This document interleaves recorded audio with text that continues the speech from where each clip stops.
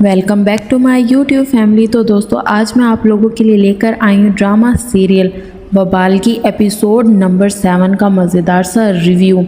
تو دوستو جو لوگ ہمارے چینل پر نئے آئے ہیں چینل کو سبسکرائب کرنا بالکل مت بھولنا، اسی طرح تو لیٹسٹ ڈرامے کی لیٹسٹ ایپیسوڈ کا ریویو آسانی کے ساتھ آپ لوگوں کو ملتا رہے گا۔ Thank you. آخر کار دوستو انم کی امی انم سے کہہ رہی ہوتی ہے کہ خبردار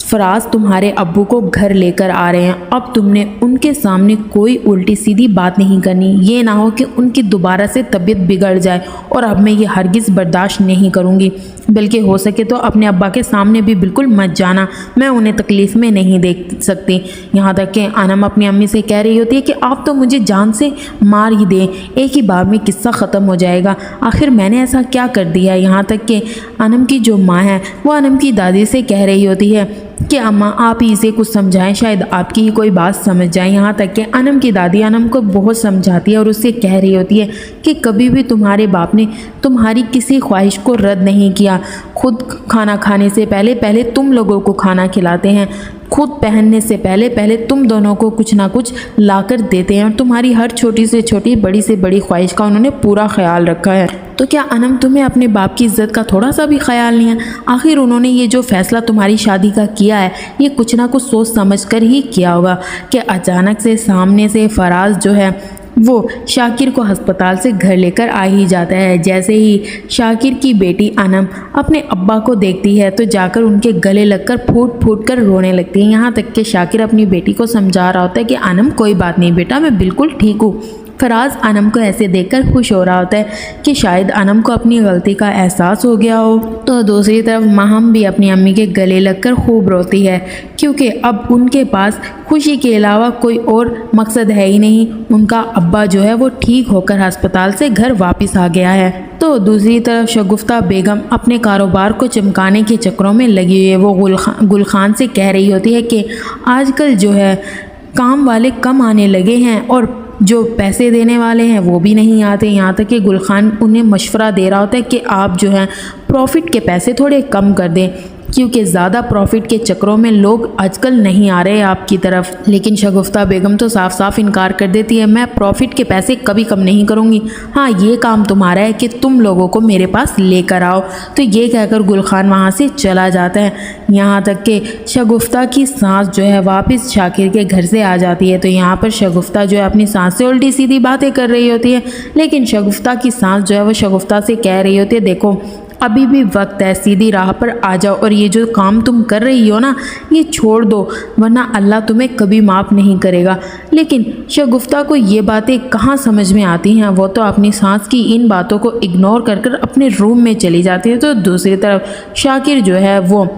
باہر سے جو ہے اپنے ایک جاننے والوں کو بلاتے ہیں اور ان سے انم کی شادی کی بات کر رہے ہوتے ہیں کہ اگر آپ کی نظر میں کوئی اچھا لڑکا ہو تو مجھے بتائیے گا، میں جلد از جلد انم کی شادی کرنا چاہتا ہوں اور لوگوں کے منہ بند کرنا چاہتا ہوں، میں یہ ہرگز بھی نہیں سہ سکتا کہ میری بیٹی پر کوئی انگلی اٹھائے۔ ماہم بھی یہ ساری باتیں سن رہی ہوتی ہے، اسے تو خوشی ہو رہی ہوتی ہے کہ جلد از جلد اس کی آپی کی شادی ہو جائے گی اور ان کے گھر میں بھی خوشیاں آئیں گی۔ یہاں پر جو ہے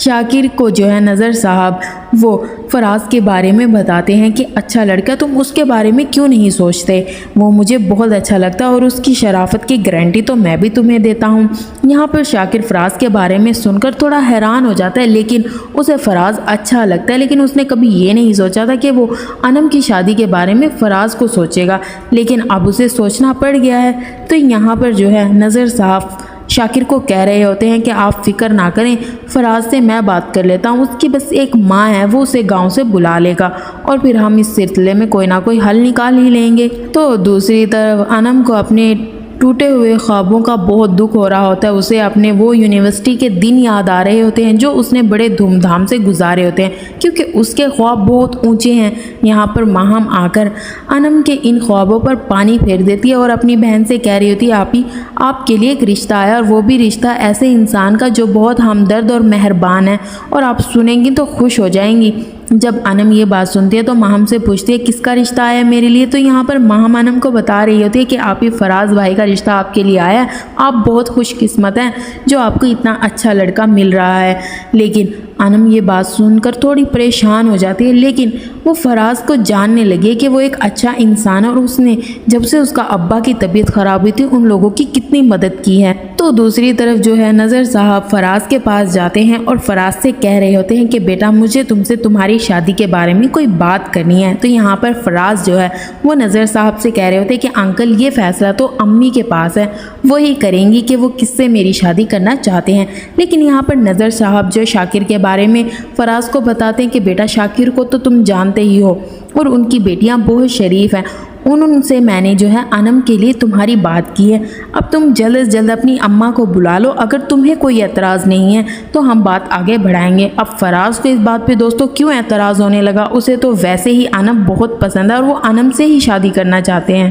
یہ بات سن کر فراز تو بہت خوش ہو جاتا ہے اور نظر صاحب سے کہتا ہے ٹھیک ہے انکل آپ جائیں، میں اپنی امی سے بات کر کر انہیں جلد از جلد یہاں پر بلا لوں گا۔ تو دوسری طرف انم کی دوست انم کے پاس کال کر کے اسے کہہ رہی ہوتی ہے کہ اتنے دن ہو گئے تم تو یونیورسٹی ہی نہیں آ رہی، یونیورسٹی ہی نہیں تم تو ہم لوگوں سے بات بھی نہیں کرتے، یار ہم تمہیں اتنا مس کرتے ہیں۔ لیکن انم جو ہے وہ اپنی دوست سے کہہ رہی ہوتی ہے کہ بس تھوڑی سی مجبوریاں تھی جس کی وجہ سے نہیں آئی۔ یہاں پر انم کی دوستیں اس کے گھر آنے کے لیے بولتے ہیں تو انم صاف انکار کر دیتی ہے کہ میرے بابا کو میرے دوستوں کا گھر آنا بالکل پسند نہیں ہے۔ اب جب ماہم یہ ساری باتیں سن رہی ہوتی ہے تو انم پر ہنس رہی ہوتی ہے کہ آپ کو کیا ضرورت تھی آپ کو اپنی دوستوں سے اتنے بڑے بڑے جھوٹ بولنے کی، جبکہ آپ تو ایک مڈل گھرانے سے تعلق رکھتی ہیں، ان کو سچ بتا دیتی، کیا پتا انہیں یہ بات بری نہ لگتی۔ لیکن انم کہہ رہی ہوتی ہے کہ آج کل لوگ نا امیر لوگ دیکھ کر دوستیاں بناتے ہیں، ہم جیسے لوگوں کو تو کوئی منہ بھی نہیں لگاتا۔ تو دوسری طرف فراز صاحب انم کے بارے میں سوچ کر خوش ہو رہے ہوتے، لیکن وہ ایک فیصلہ کرتے ہیں کہ یہ نہ ہو کہ انم پر کوئی زبردستی دباؤ ڈالا جا رہا ہو، تو مجھے انم سے جو ہے اس بارے میں بات کرنی چاہیے کہ ان کو تو کوئی اعتراض نہیں ہے مجھ سے شادی میں۔ فراز آخرکار انم کے پاس کال کرتا ہے اور انم جو ہے فراز سے کہہ رہی ہوتی ہے کہ آپ مجھ سے شادی کے سلسلے میں بات کرنا چاہتے ہیں، میں اس بارے میں جانتی ہوں۔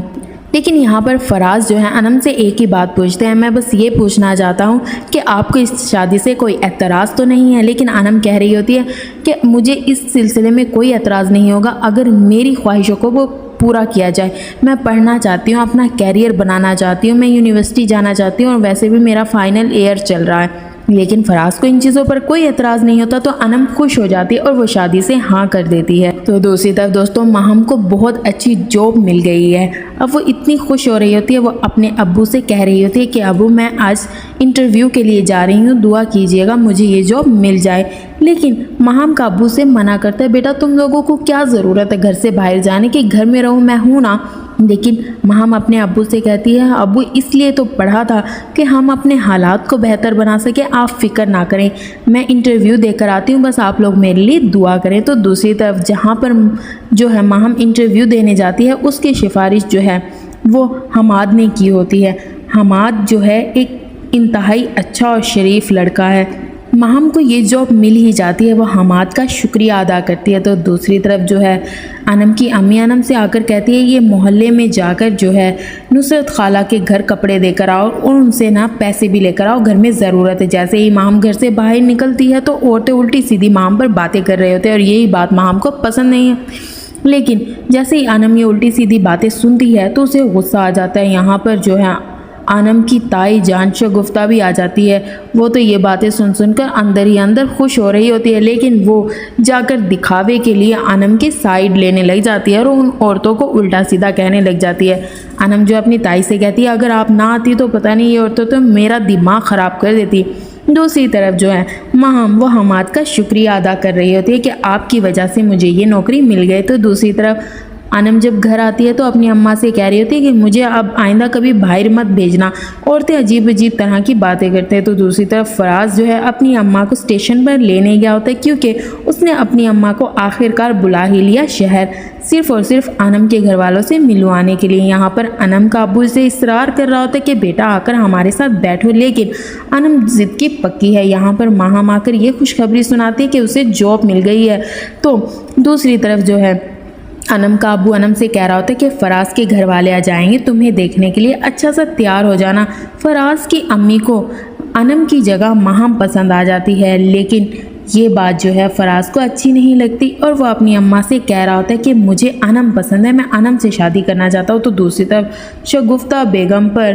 کچھ گنڈے بدماش بندوق تان کر کھڑے ہو جاتے ہیں کہ اپنی جلدی جلدی تجوری سے زیورات اور پیسے نکالو، اب اس کے پاس کوئی چارہ ہی نہیں ہے۔ تو دوسری طرف فراز اپنی امی سے کہہ رہا ہوتا ہے کہ میں صرف اور صرف انم سے شادی کرنا چاہتا ہوں، ماہم کے بارے میں نے ایسا کبھی نہیں سوچا۔ دوستو امید کرتی ہوں کہ آپ کو وبال کی ایپیسوڈ نمبر 7 کا ریویو اچھا لگا ہوگا۔ نیکسٹ ایپیسوڈ کے لیے سبسکرائب کرنا مت بھولنا۔